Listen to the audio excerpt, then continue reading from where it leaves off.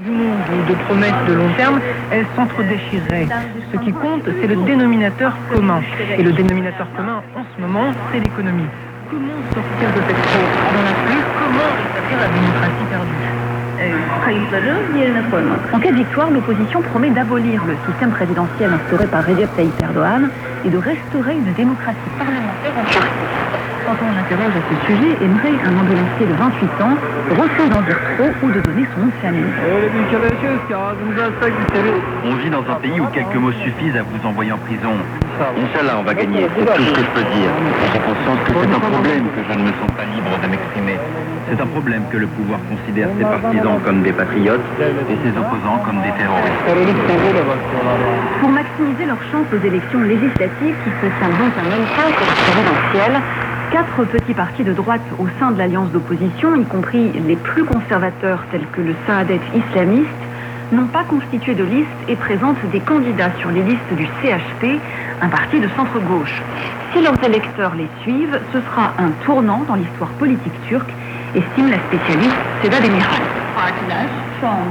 Ces partis de droite dont sont des dissidents de l'AKP sont en train de dire à leurs électeurs « Si tu me soutiens, alors vote pour le CHP ».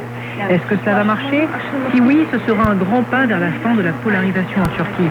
Car pour un électeur du Saadet, voter pour le CHP aurait été absolument impensable autrefois.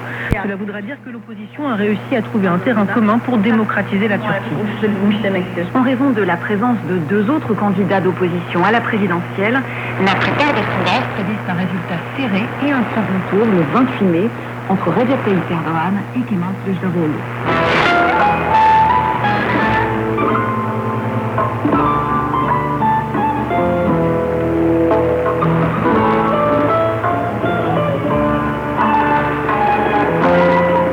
La Grèce se dépeuple. En l'espace de 10 ans, la population qui réside dans le pays a diminué de 3,5%.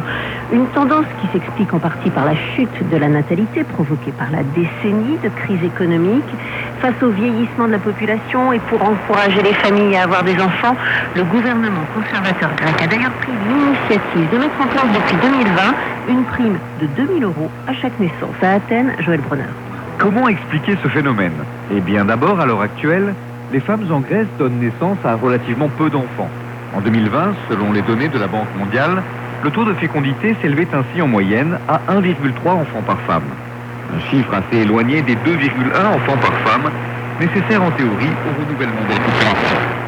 De plus, et Athènes partage en Europe cette caractéristique avec d'autres comme Varsovie ou Bucarest, il existe en Grèce un ratio migratoire négatif. Cela signifie concrètement que les départs à destination d'un pays étranger sont plus nombreux que les arrivées depuis l'étranger. Au cœur de la crise économique qui a fortement ébranlé le pays au cours de la décennie précédente, ce sont ainsi près de 500 000 personnes